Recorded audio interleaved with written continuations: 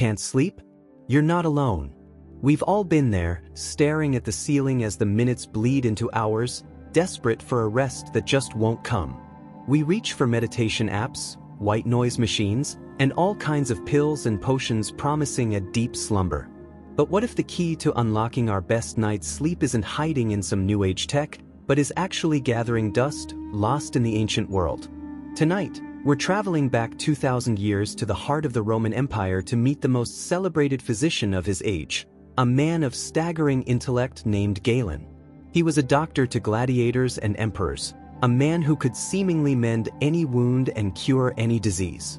But for all his public genius, Galen likely faced a very private and frustrating battle with sleeplessness. He could command the health of an empire, but he couldn't always command his own rest. This is the story of how a man like Galen might have tackled this problem, a personal quest that would have forced him to look beyond the cutting-edge medicine of his day and find answers hidden in a common garden vegetable and a forgotten ritual that could finally bring peace to his restless mind. To understand Galen's world, you have to understand the man. Born in 129 CE in the vibrant city of Pergamum, Galen was no simple village doctor. He was an intellectual giant, the son of a wealthy architect who made sure his education was second to none. He studied philosophy before dedicating his life to medicine, a path that took him from the famed Asclepieion, the healing temple in his hometown, all the way to the greatest medical center of the ancient world, Alexandria. Eventually, his ambition pulled him to the magnificent, chaotic center of the world, Rome. In the sprawling capital, Galen's star shot up with astonishing speed. He wasn't just smart, he was a showman. He held public anatomical demonstrations, dazzling crowds with his intricate knowledge of the body, knowledge he'd honed as a physician to gladiators, where he treated the most gruesome injuries imaginable. He took on patients other doctors had written off, and his success earned him the attention of the most powerful men in the world, including the philosopher king Marcus Aurelius. Galen was the embodiment of Roman scientific authority. His philosophy was rooted in the teachings of Hippocrates and the theory of the four humors, the idea that health depended on a delicate balance of blood, phlegm, yellow bile, and black bile. To Galen, illness was just an imbalance of these essential fluids. He wrote hundreds of works on medicine and philosophy, and his ideas would dominate Western medical thought for over 1,300 years. By all accounts, the man was a genius. But every night, that genius was humbled. As the sun set over Rome, a familiar anxiety might have crept in. The city didn't just fall silent. The clatter of supply carts, banned from the streets during the day, would begin. The shouts of watchmen, the noise from nearby taverns, the constant hum of an empire that never slept, would filter through the windows of his villa. For a man like Galen, the night could become a battlefield. He would lie on his colcita, a mattress stuffed with soft wool, and wait. And wait. His mind, the very tool of his trade, could turn against him. He'd dissect the day's events, worry about his imperial patients, and wrestle with philosophical problems. Sleep, the gentle balm he prescribed for others, eluded him. This was more than just a personal annoyance, it was a professional and philosophical crisis. How could he, Galen, the master of the body's fragile ecosystem, be so profoundly out of balance? In his view, a healthy body was the natural state. His own struggle with sleep would have been a constant, mocking reminder of a failure to maintain his own health. According to his own theories, this agitated wakefulness was a dry heat in the brain, burning away his vitality. The exhaustion would have seeped into his days, a private burden carried by the most public of physicians. After years of this, the great Galen may have reached a breaking point. Conventional methods had failed. He had to find an answer, even if it meant looking in the most unlikely of places. A man like Galen doesn't just guess. His quest for a cure would have begun where all his inquiries did, in the world of scrolls and letters. A scholar to his core, he would have turned to his vast personal library, unrolling brittle papyrus under the flickering light of an oil lamp, searching for some forgotten piece of wisdom. His first stop would have been the masters he revered, starting with Hippocrates. He would have pored over the Hippocratic corpus, where insomnia was often seen as a symptom of excess heat and dryness in the head. The prescribed treatments were all aimed at restoring this balance through various herbs and practices, some of which he had undoubtedly tried without success. He might have reread passages on valerian, a plant whose roots were known for their calming properties since the time of the Greeks. But his own experience would have told him this was a deeper problem. So, he would have dug deeper, moving beyond the well-trodden paths of mainstream medicine into the world of folk remedies. He'd have studied the work of pharmacologists like Pedanius Dioscorides, whose masterwork De Materia Medica was the definitive encyclopedia of medicinal plants. He would have read about powerful, dangerous options, the sleep-inducing poppy, the source of opium, or the toxic mandrake and henbane, herbs so potent they were used as early forms of anesthesia. But Galen wasn't looking to drug himself into oblivion. That was a blunt instrument, a dangerous mimicry of death. He was seeking true, restorative sleep. The answer had to be something gentler, something that worked with the body, not against it. His search was a meticulous process of elimination. He cross-referenced texts, compared botanical descriptions, and analyzed theories on how different substances affected the humors. Day after day, he would see his patients, projecting an aura of unshakable confidence. But night after night, he would return to his scrolls, a man searching for a single clue in a forgotten text that might hold the key to his own peace. The breakthrough, when it came, wasn't found in some exotic herb or a complex formula. It was found in a plant so common, so mundane, that most people would have overlooked it entirely. It was lettuce, Lactuca sativa. In some dusty corner of a botanical text, Galen would have found it. The text would have described lettuce not just as food, but as a medicinal plant with a crucial property. It was considered cold and moist.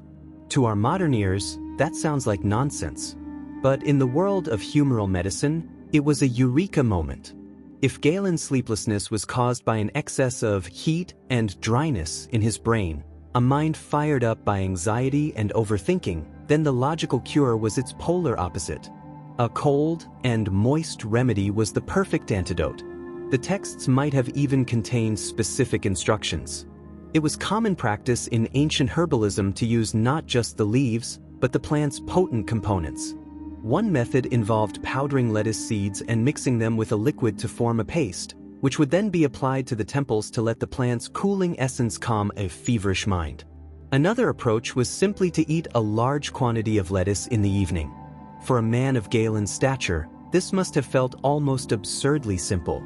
Could the solution to his profound struggle truly be growing in a common vegetable patch? The arch-rationalist in him was probably skeptical. But he was also a true scientist at heart, and he believed in experimentation. So, he decided to put this ancient wisdom to the test. We can imagine him that evening, instructing his servants to bring him lettuce as the final course of his meal. Or perhaps he prepared the poultice himself, feeling the cool, damp plaster against his temples, the faint, green scent of the plant filling the air. He would have retired to his chamber, lying down not with the usual sense of dread, but with a flicker of cautious hope. And then, something extraordinary happened. The frantic, racing thoughts began to slow. The heat in his head seemed to dissipate. For the first time in a very long time, Galen didn't have to fight for sleep. It came to him. It washed over him, a gentle tide pulling him into a quiet, peaceful darkness. He would have woken the next morning feeling something he hadn't in years, truly rested. He had found a physical key to his ailment. In his own writings, he would later state with the triumphant conviction of a man who had solved a great puzzle that lettuce was a powerful remedy for sleeplessness. He had found the first piece of his cure. This journey into the mind of Galen shows how even the most brilliant people in history dealt with the same problems we do. If you're finding this look at ancient wellness as fascinating as I do, take a second to subscribe to the channel and click that bell icon. We unearth forgotten secrets of the past in every video. And I'm curious, have you ever heard of using lettuce for sleep? Let me know in the comments below. So Galen had found a powerful ally in his nightly battle. The lettuce was undeniably effective. His sleep was deeper, and yet, something might have still felt missing. The remedy was physical, but he may have begun to realize that the root of his problem wasn't just physical. Think about his life. It was one of immense pressure. As the emperor's physician, he navigated the treacherous politics of the imperial court. He dealt with plagues that swept through Rome and the ever-present threat of falling out of favor. The lettuce could cool his humors, but it couldn't quiet the anxieties of his soul. He might fall asleep more easily, but his rest could still be troubled. He would have recognized that a purely mechanical solution was incomplete. True health, as he himself taught, was a harmony of body, mind, and spirit. His body was now being tended to, but his mind was still in turmoil. This realization would have sparked a new phase in his quest. He might have started to suspect that his insomnia was a signal that his very way of life was creating a deeper imbalance that no mere herb could fully correct. He had solved the what, but now he needed to understand the how. The answer this time wouldn't be found in a botany text, but in the ancient spiritual practices of his ancestors. Galen's next line of inquiry likely led him to the more mystical side of Greco-Roman healing. He was intimately familiar with the healing temples, or Asclepia. After all, he grew up in Pergamum, home to one of the most famous in the world, and had even served there in his youth. These weren't hospitals. They were sacred wellness centers dedicated to Asclepius, the god of medicine. Pilgrims would travel for hundreds of miles seeking cures. The centerpiece of the healing process was a ritual known as incubation, which literally means to lie upon. It was a form of temple sleep. As a man of logic, Galen may have previously dismissed some of the religious aspects. But now he would have re-examined the process with a physician's analytical eye, looking for the methodology underneath the magic. He would have recalled the patient's journey. Before they could sleep in the holy place, they underwent a period of purification, or catharsis, involving cleansing baths and fasting. Then, they would enter the sacred precinct, a space carefully designed to be separate from the chaotic outside world, often located in places of natural beauty. The supplicant would perform rituals and say prayers, focusing their mind and letting go of worldly troubles. Finally, they would enter the abaton, a holy dormitory where they would sleep. Here, in the profound quiet and darkness, they awaited a dream in which the god Asclepius himself would visit them. Looking at this process, Galen would have seen past the superstition and recognized a profound technology for healing. The magic wasn't just in the dream, it was in the ritual itself. The Asclepian was a perfectly engineered environment for deep relaxation. It systematically stripped away stress. The purification rituals cleansed the body. The quiet, sacred environment calmed the senses. The prayers and offerings provided a mechanism for letting go of anxiety. The incubation ritual was, in essence, a masterclass in sleep hygiene. It was a powerful combination of environmental control, mindfulness, and psychological surrender. It wasn't about forcing sleep, it was about creating the perfect conditions for sleep to arise naturally. Galen would have realized that his lettuce remedy was just one tool. The temple rituals provided the blueprint. He didn't need to literally sleep in a temple, he just needed to bring the principles of the temple into his own bedroom. This was the final piece of the puzzle. Galen now had a two-pronged attack. He could address the physical imbalance with his lettuce remedy and the mental turmoil with the principles of the temple ritual. He could now construct a new nightly routine, a personal synthesis of science and spirit. This routine would have become a sacred part of his evening. It would begin after his final meal, where he would have his portion of lettuce. But then the second phase would begin. He would transform his bedchamber into a private sanctuary. He'd ensure absolute quiet, maybe using heavy drapes to muffle the sounds of Rome. He'd insist on darkness. He might even use other calming herbs he'd researched, like violet, in a bowl of water to release a gentle, soothing scent. With his environment prepared, he would then turn to his mind. Instead of working until the moment he lay down, he would dedicate time to a personal catharsis. This might have involved quiet contemplation, a form of ancient meditation where he'd consciously review the day's anxieties and then systematically release them. He might have read a passage from a Stoic philosopher to reflect on the nature of worldly concerns. Finally, just before sleeping, he'd perform a small, personal ritual. Maybe a quiet prayer to Somnus, the Roman god of sleep. This act, whether he believed it literally or not, served a critical psychological function. It was an act of surrender. It was a moment to formally admit that he could not control everything and to trust that rest would come. Lying down now in his quiet, dark and fragrant room, his body cooled by the lettuce and his mind calmed by ritual, the effect would have been profound. The sleep he found was no longer just an absence of wakefulness. It was deep and peaceful. The anxieties that had clung to the edges of his rest were banished by his new nightly ceremony. This synthesis of the physical and the spiritual would have done more than just help him sleep. It would have reinforced his greatest insight, that a physician must treat the whole person, not just the symptoms. Galen's story is more than just a cool historical anecdote. It's a 2,000-year-old lesson for a problem that is more prevalent today than ever. The pressures of Galen's Rome are dwarfed by our 24/7 digital world, but the solutions he found are timeless. So, how can we apply Galen's cure to our own lives? First, his physical remedy, lettuce.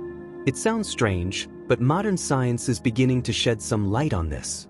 Lettuce, particularly romaine, contains compounds like lactucin, which give it a slightly bitter taste. Animal studies suggest these substances have a mild sedative effect, possibly by interacting with the same brain pathways as many modern sleep aids.